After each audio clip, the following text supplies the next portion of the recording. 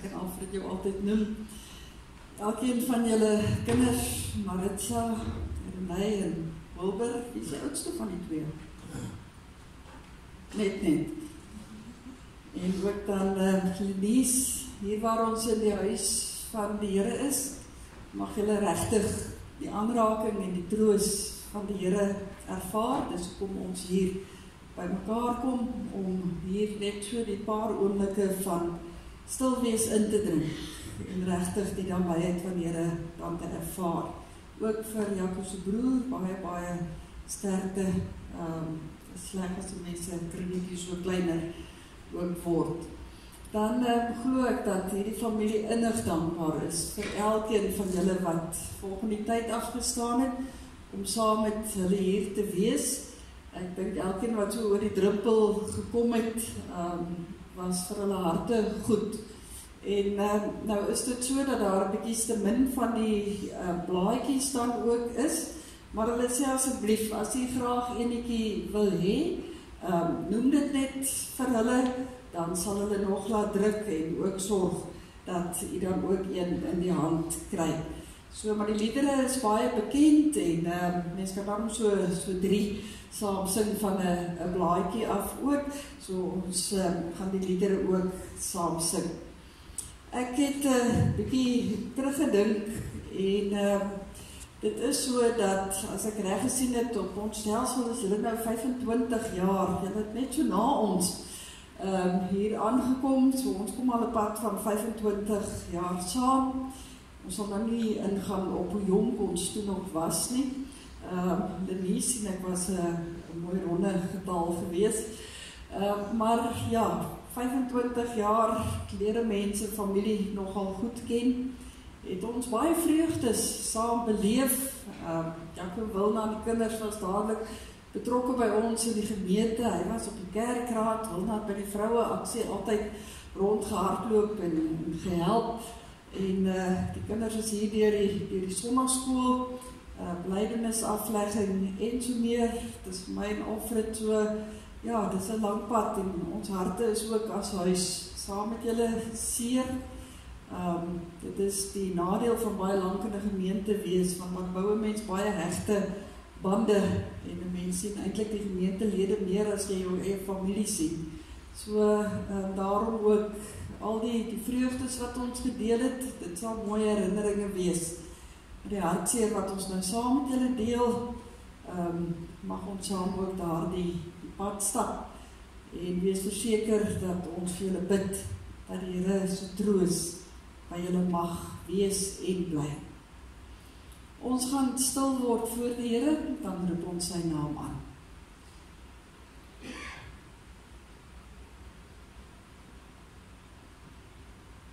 Deur die liefde van die Here sal ons nie vergaan nie. Daar is geen einde aan sy ontferming nie. Dit is elke môre nuut. U trou is groot. Ek sê vir myself, die Here is my lewe, daarom hoop ek op hom. Die Here is goed vir wie op hom bly hoop, vir die mens wat na sy wil vra. Amen. Geliefdes, genade, barmhartigheid en vrede deur God die Vader, deur ons Here Jesus Christus en deur die troostvolle werk van die Heilige Gees. Ons gaan saam 'n lied sing soos hy vir ons daar aangebring is op die blaadjie. Voel jy soms of die Here te ver is? Twyfel jy soms aan God se bestaan? En dan die antwoord, jy moet glo dat die Heer met jou saamloop. Ons is ook in geloof hier vanoggend saam. Kom ons bely dit deur staande hierdie hele lied te sing. Oh,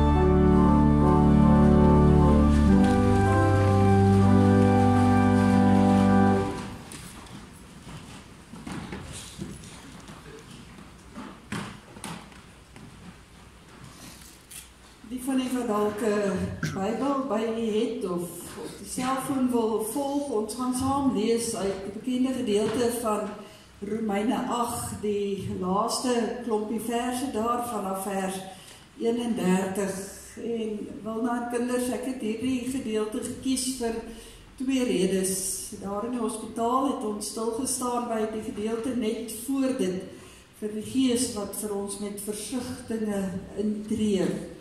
En toe ek en jy verlede week gepraat het ook, Wilna, het jy meer as een keer gesê, die liefde. Die liefde. En dit het by my vasgehaak, en daarom wil ek graag ook stilstaan by hierdie gedeelte, wat ook handel oor die liefde van God. Voordat ons dit egter saam lees, kom ons buig die hoofde en ons bid saam.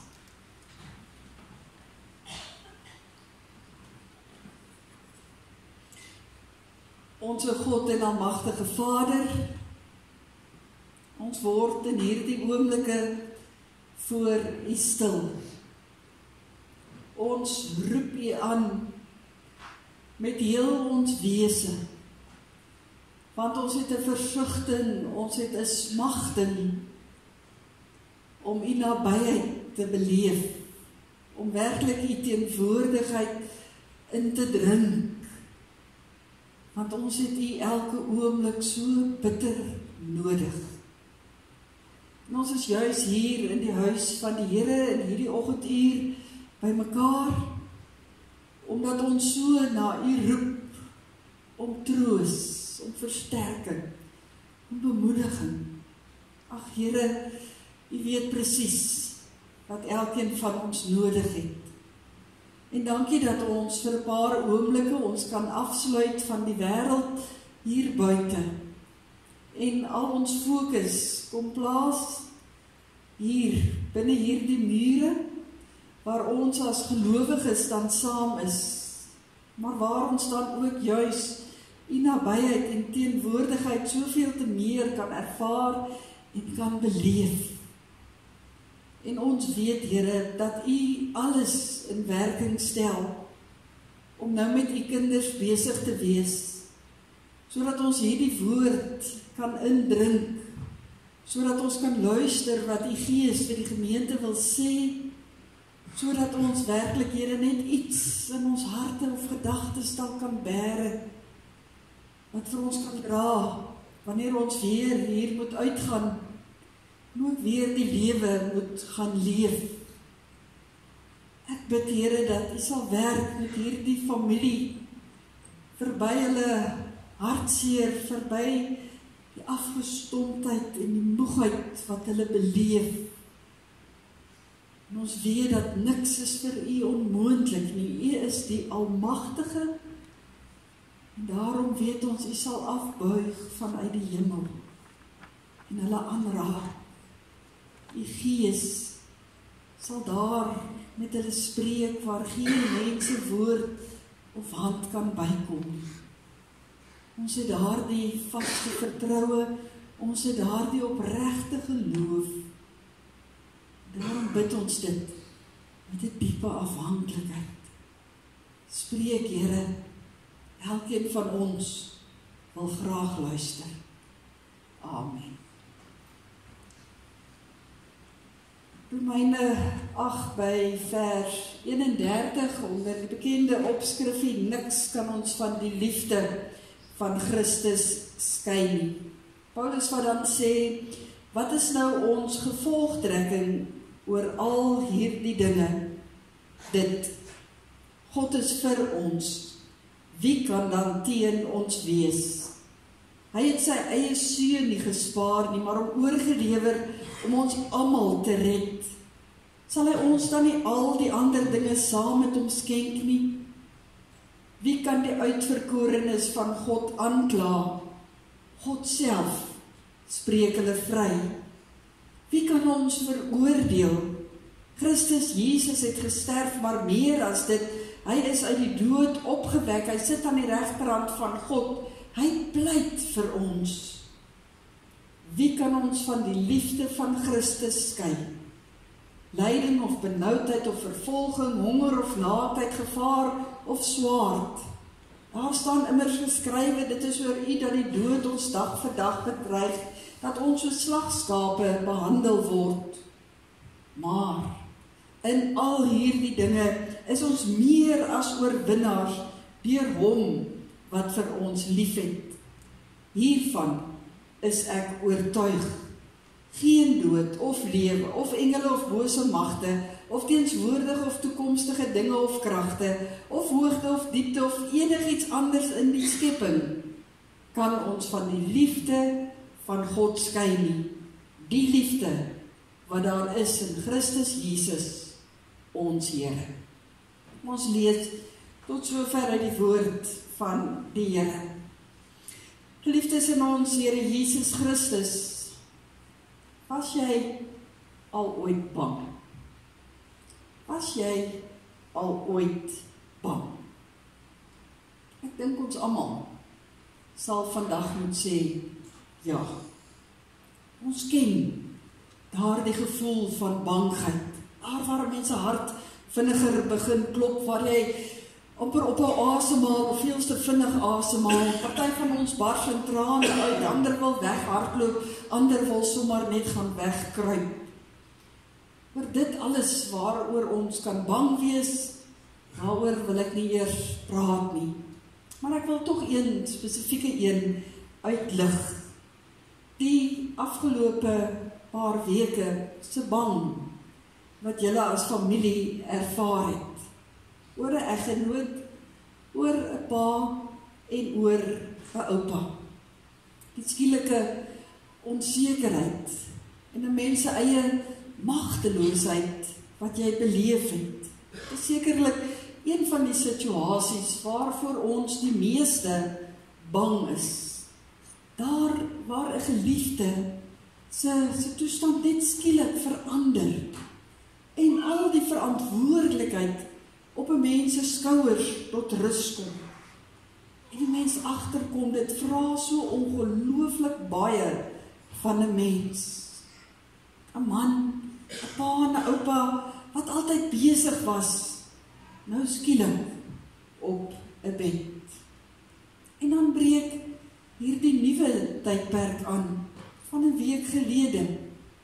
Een waar 'n mens nou skielik moet sê, maar ek is sonder 'n eggenoot, sonder 'n pa en sonder 'n oupa. En dit maak 'n mens bang vir die toekoms. Want dit wat nou voor lê, voel skielik onseker. En 'n mens weet, dit is 'n hartseer tyd, en 'n mens weet, die verlang en die gemis wat nou reeds daar is, gaan erger word in die toekoms. Maar juist daarom is Romeine 8 so 'n kosbare gedeelte. Romeine 8 is 'n geloofsverklaring. 'n Geloofsverklaring van iemand wat 'n baie besonderse pad saam met die Here gestap het. En daarmee saam is dit ook 'n boodskap van hoop. Van hoop waarsonder ons nie kan klaarkom nie. Hoop vir elkeen wat vanoggend sê, maar ek glo in die lewende Here. En as 'n mens mooi kyk na hierdie gedeelte, dan word die hele evangelie van Jesus Christus eintlik weer deur hierdie verse vir ons ook wonderlik opgesom. Daar word vir ons vertel van Jesus Christus wat vir ons gesterf het, die lyding wat hy namens ons elkeen verduur het, dat ons sonde totaal en al vergewe is, dat niemand ons meer kan aankla nie, ook dat ons dood is vir die sonde en ons elke oomblik kan en mag in 'n teenwoordigheid en in 'n verhouding met die Here leef. Ons lees hier van 'n Jesus Christus wat sit aan die regterhand van God en vir ons pleit, omdat hy leef.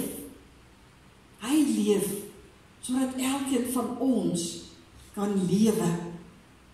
Maar steeds, wat maak hierdie verse so spesiaal? Ek dink Romeine 8 is een van daardie gedeeltes wat eintlik geloofswaarhede wil onderstreep, maar ook vir ons 'n sekere geloofsrealiteit weer wil laat raak sien, sodat ons met alles wat ons het, daaraan kan vashou. Want hier sit julle en hier is ons almal saam en ons sal sê, ja, slegte dinge gebeur ook met kinders van die Here. Tye, wanneer ek nie meer beheer het met alles wat met my gebeur nie, of in my lewe gebeur nie. Ons ken dit, wanneer daar lyding kom, wanneer selfs die dood ons pad kruis, wanneer ons sukkel dan om die teenwoordigheid van God te beleef, en selfs tye wat ons so pas gesing het, ook dink dat God nie meer regtig by my is nie, wanneer ek sukkel om iets te verstaan van die liefde van die Here, en nog meer om dit selfs te kan raak sien en 'n deel van my lewe te maak. Hoe probeer 'n mens so 'n tyd enigsins verduidelik? As ons Romeine 8 mooi gaan lees, kom ons dadelik agter dat Paulus nie eers probeer om enigiets van dit te verduidelik nie.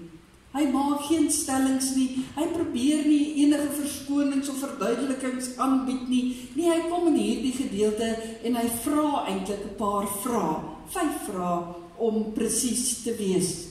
5 vrae wat nie nuut is nie, 5 vrae wat absoluut deel is eintlik van ons mens wees. En ek glo almal van ons het met tye ook al van hierdie vrae gevra. Of dit nou is daar in die donker nag, as ons nie kan slaap nie, as ons dit dalk vra uit woede of uit ons onmag, vrae wat ontlok word, die pyn wat ons in die lewe ervaar, die probleme wat ons het, die omstandighede wat ons het, vrae wat ons vra wanneer ons bang raak en nie weet hoe vorentoe nie.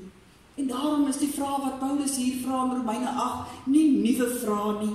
Maar wat ons dalk wel moet raak sien vanoggend is hoe Paulus ook daarop antwoord en eintlik dan die Here vir ons daarop antwoord, want dit staan in die woord van God. En Paulus se eerste vraag klink so: God is vir ons, wie kan dan teen ons wees? En ons moet mooi let na hierdie vraagie. Die vraag is nie maar net wie en wat is teen ons nie. Want so 'n vraag sal ons almal maklik kan beantwoord, want daar is so baie dinge in hierdie lewe teen ons. Maar nee, hoe stel Paulus hierdie vraag? Deur eers te sê, as God vir ons is, wie kan dan teen ons wees? Ons as mense is ons so geneig om dadelik die negatiewe raak te sien en daarom konsentreer ons altyd op die tweede deel van hierdie vraagie. In plaas daarvan dat ons eintlik die eerste deel eerste moet raak sien. As God vir ons is, wie kan dan teen ons wees? En dit is eintlik 'n wonderlike belofte wat die Here hier kom maak, naamlik dat God vir ons is. 4 woordjies. God is vir ons. Woordjies dink ek, waarby ons regtig vinnig net kan stilstaan, maar waaroor ons baie kan gaan nadink. As dit God is wat vir ons is, dan is dit iemand baie spesiaal. Mense, vriende, kan jou dalk vergeet. Kinders se hande kan op 'n stadium dalk nie meer help nie. Ek self is dalk nie by magte om te weet waarheen met al die seer binne in my nie. Maar God is, want hy is die almagtige. Dis God self wat vir ons is. God is vir ons. Baie definitiewe stelling. Nie miskien nie God was al daar vir ons in die verlede, of hy sal dalk moontlik nog in die toekoms daar vir ons wees nie. Nee, God is nou in hierdie oomblik, vandag is hy by ons. Hier, waar ons nou in die huis van die Here by mekaar is. By God is dit nie nodig om by wyse van spreuke in 'n tou te staan, of om môre weer terug te kom nie. Nee, God is elke oomblik by ons. God is vir ons. Hoe maak ons wanneer ons vir iemand is? Wanneer 'n mens vir iemand is, dan aanvaar jy gewoonlik daardie persoon onvoorwaardelik. Wanneer jy vir iemand is, dan moedig jy aan, jy ondersteun, jy kies kant. Jy neem daardie persoon se standpunt in. En by God is dit nog soveel meer as ons sê hy is vir ons. Ons is totaal en al, is hy elke oomblik by ons en vir ons. Ons bring by die laaste woordjie, hy is by ons. Iemand het dit eendag baie treffend uitgedruk, as ons die bekende beelde gebruik, wat ons dalk goed ken, as God 'n kalender sou gehad het, dan sou jou verjaarsdagdatum daarop omkring gewees het. As God 'n motor bestuur het, sou jou naam die bufferplakker agter op die motor gewees het. As daar 'n boom in die hemel sou wees, sou jou naam in die bas uitgekerf gewees het. En selfs in die woord van die Here kry ons dit so duidelik tog in Jesaja 49, as daar staan, ek het jou naam in my handpalms uitgegraveer. So lief is God vir ons, vir my en vir jou, vir elkeen van ons. God is vir ons. Wie kan dan teen ons wees? Paulus se tweede vraag klink so, hy het sy eie seun nie gespaar nie, maar hom oorgelewer om ons almal te red. Sal hy ons dan nie al die ander dinge saam met hom uit genade skenk nie? Sal hy dan nie al die ander dinge ook uit genade skenk nie? Nou, ons wat onlangs nog dalk Afrikaans gehad het, weet wat is 'n retoriese vraag, en hierdie is 'n retoriese vraag, waar die antwoord eintlik voor die hand liggend is. Natuurlik sal God vir ons al die ander dinge ook skenk. Die vraag is eintlik meer 'n stelling as wat dit 'n vraag is. Ons kan seker wees dat God beslis alles vir ons sal skenk, dit wat hy weet ons nodig het, want hy het klaar in Christus eintlik vir ons alles gegee. En die slim mense wat nou boeke ontleed sê, dat die skrywer hier 'n baie unieke manier gebruik om eintlik logies te sê dat hier van meer na minder beweeg word. As die meer in Jesus Christus reeds gegee is, dan sal God mos ook al die ander minder dinge, dit wat ons dalk beskou as die kleiner dinge, ook vir ons gee. As ek dalk weer 'n praktiese voorbeeld kan noem, as ek bereid is om my motor aan iemand te leen, hoeveel te meer sal ek nou nie bereid wees dalk om my fiets vir iemand te leen, of selfs my skoene vir iemand te leen nie. Ons kan ook hier praat dat die apostel dalk besig is hier om van 'n oorsaak na 'n gevolg toe te redeneer, van die wortel af na die vrug toe, van weer eens van die meer na die minder. As die oorsaak daar is, dan sal die gevolge mos ook nie uitbly nie. Het is so goed dat ek vir iemand 'n vrugteboom geskenk gee. Ek gee tog daardie boom, sodat daardie persoon die volheid van daardie boom kan geniet. Sou die boom vrugte dra, dan is dit ook tog ingesluit by dit wat ek reeds gegee het. Dan gaan ek tog nie na die persoon toe gaan en sê, maar ek het die boom gegee, maar nie die vrugte nie. Die vrugte kom eintlik my toe. Of die skaduwee wat daardie boom gee, dit mag jy nie geniet nie, dit het ek nie gegee nie. Ek het die boom gegee, maar die skaduwee is eintlik myne. Dit klink belaglik, want dit is belaglik. En dis die vraag wat Paulus hier stel. As God vir ons in sy genade reeds alles gegee het in Jesus Christus, hoeveel te meer sal hy dan nie vir ons ook verder in alles voorsien? Hoe sal hy dan enige seëninge van ons willens en wetens wil weghou, as hy die grootste offer denkbaar, sy seun self, gegee het? Hoekom sal hy dan nou sy hand toemaak en nie verder wil gee nie? Hy sal nie. Hy beloof dit in hierdie vraag. As ek weer eens van 'n alledaagse voorbeeld gebruik mag maak, om ons veronderstel, 'n persoon kom op 'n kind af wat in die pad lê en baie dringend sorg nodig het. Hy laai daardie kind op en vat die kind hospitaal toe, sorg dat hy verpleeg word en heeltemal gesond word. Hy betaal vir die behandeling en hy kom agter dat hierdie kind 'n weeskind is en hy neem hierdie kind aan en hy gee hom ook sy eie naam. En dan maande later, dan hoor hy hoe huil die kind een aand daar in sy bed. En hy gaan na die kind toe en hy vra, maar hoekom is jy so hartseer? En dan sê die kind, maar ek is bekommerd, pappa, ek is bekommerd oor môre.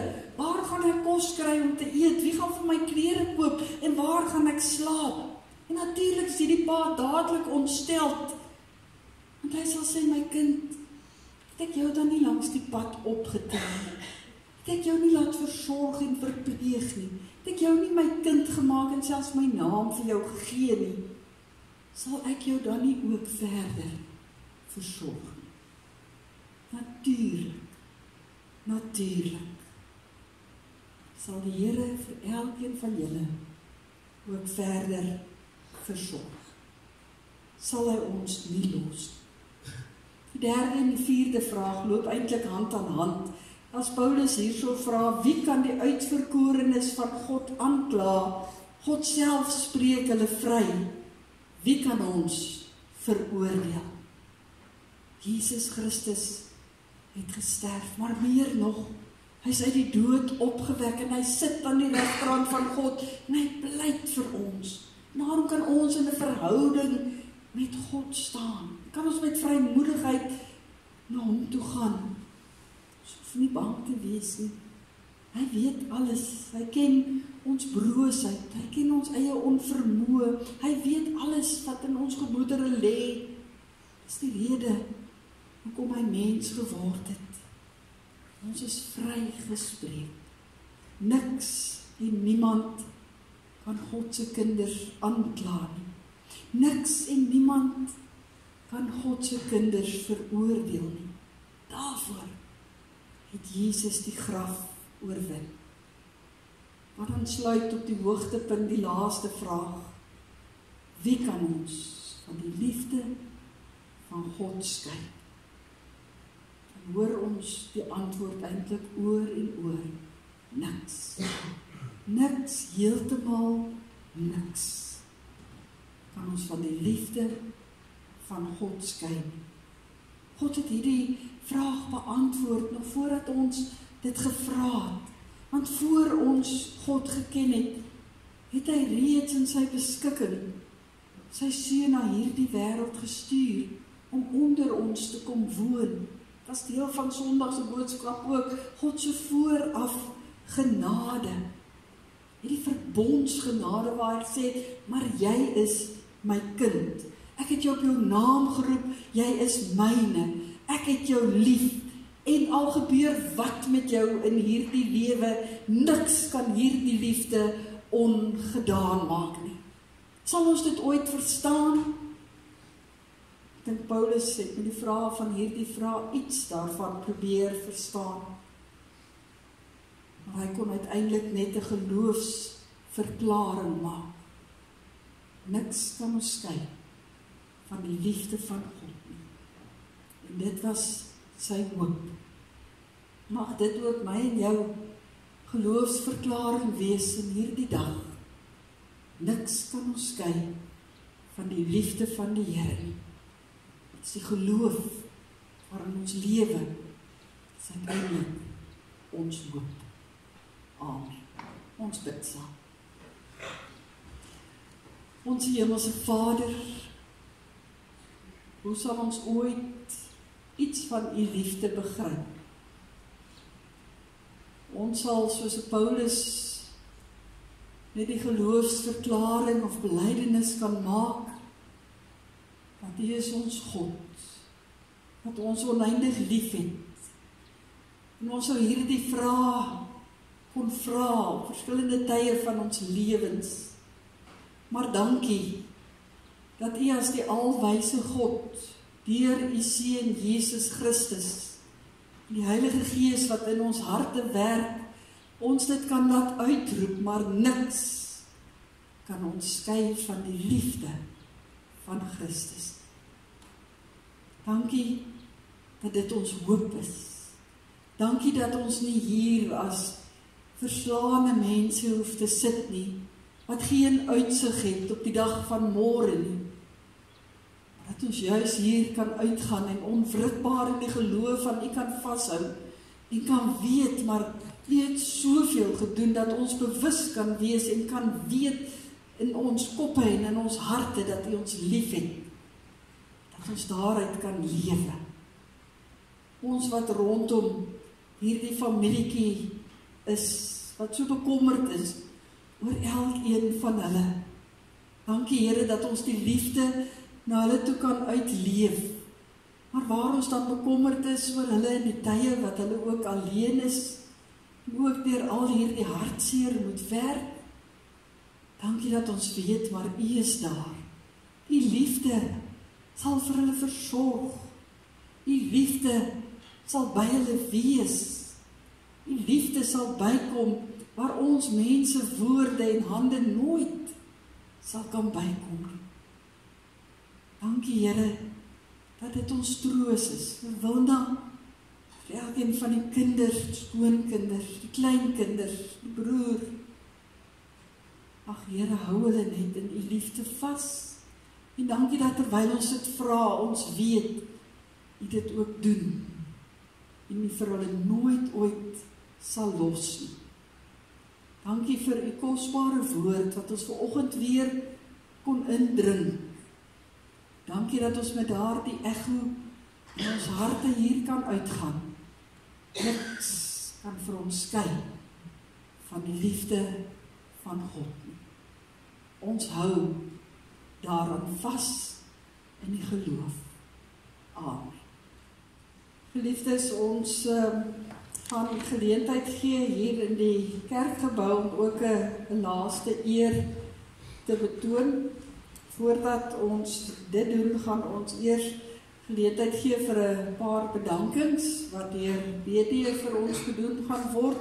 Broerskind ook van Jaco. So BD, as jy asseblief na vore kom, die mikrofoon is aan. Sê jy is langer as ek, maar ek weet nog steeds of ek lang genoeg geskat het nie. Dit kom nie. Sê nou aan. Julle my hoor. Wil nou ek my vra om die bedankings te doen, maar ek wil nog net iets sê my sal gaan wil na. Weet ek, is 'n klein seentjie soos Chris gewees. Die herinneringe wat ou het, as jy so 'n kerk gebou instap en jy sien Jaco se foto, regtig 'n mooi foto. Dis daai wat jy langs hulle, langs jou pa, langs hom in die bakkie gestaan het. En die tweede is jou twee helde, mense wat jy kan saam oorlog toe vat, is mense wat saam met jou staan elke dag. En dan dink ek terug aan, as ons vandag huis toe gery het, die vir ons gewag het, die kinders, en julle wil na skos, en ons het lekker saam gekuier en gesels. Wat ek eintlik wil sê is, ek is hartseer, maar die goeie herinneringe is wat ons het en wat ons onthou, wat ons verder gaan vat. Dis al wat ek wil sê, en ek wil sê, dankie vir die tyd, dat hy saam dele kon wees. Ons het die klein tydjie wat ons omgehad het, verskriklik geniet, en ons weet, hy was julle held gewees. Gelukkig, helde verdwyn nooit nie, helde bly altyd daar in jou herinnering. So Wilna het van net gevra, ek moet hierdie bedanking doen, moet ook doen. Aan Goldenhoy ambulansdienste, Dr. Barnard se personeel en almal wat die oggend hier was, baie dankie vir julle vinnige hulp, bystand en ondersteuning. Dominee Elisabeth, baie dankie vir jou diens, gebede en die sorg en ook vir oggendboodskap. Dankie vir al die boodskappe, gebede en ondersteuning van familie en vriende en ook besoek aan Jaco in die hospitaal. Dankie aan Ruet vir al die reëlings en Isak en sy personeel vir hulle hulp en ondersteuning. Dan baie dankie vir al die mense wat op enige manier hulle hande oopgemaak het. Julle weet wie julle is. Ons waardeer dit in die diepte van ons harte.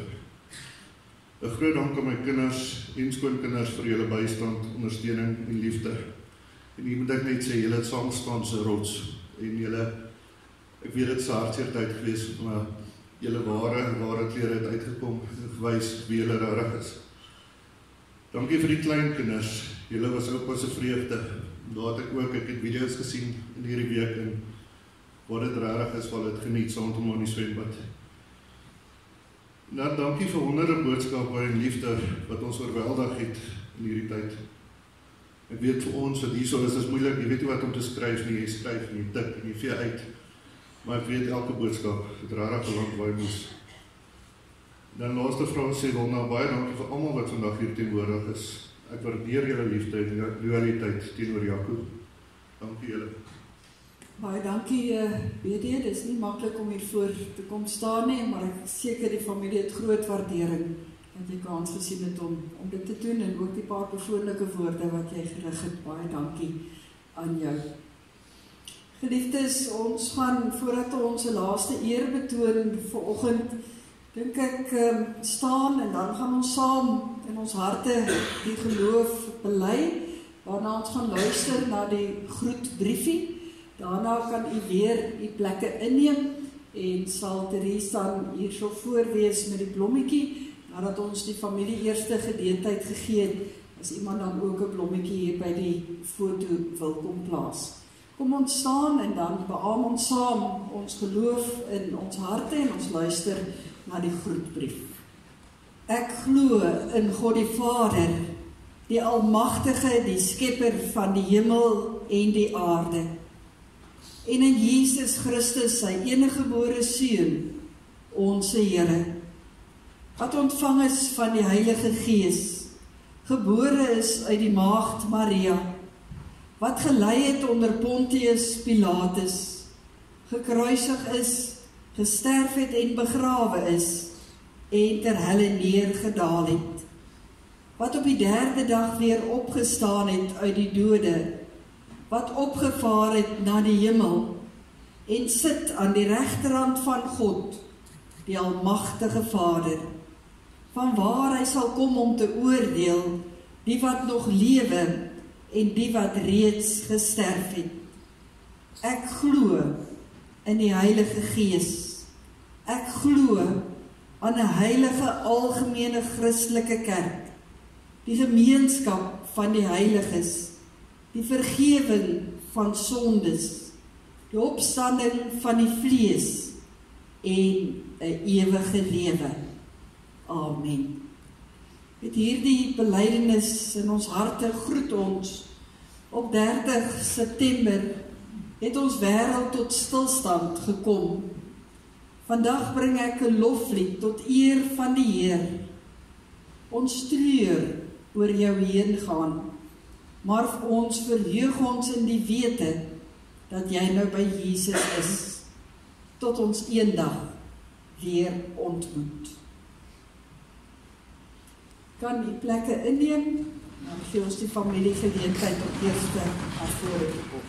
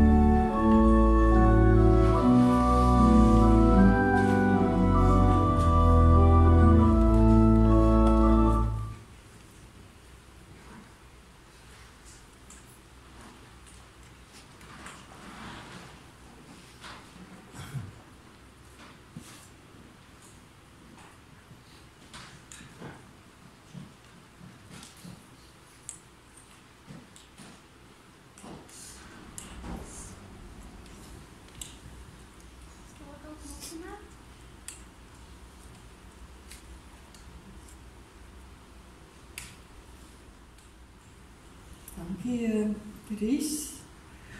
Ek het gesien alles flikker, Johan, as ons terug op die lug is dit, lyk my die krag het net so dip gevang, maar alles werk weer. Geliefdes, as ons sluit nou met 'n lied hier, dan ontvang jy ook die seën van die Here, en dan gee ons die familiekans om die kerkgebou te verlaat, en jy word hartlik uitgenooi om verversings saam met die familie te geniet hier oorkant in die kerksaal, dis reg oorkant die kerkgebou, sal jy sien daar is dubbeldeure wat oop is, en daar kan jy dan ook 'n tydjie saam met die familie ook vertoef.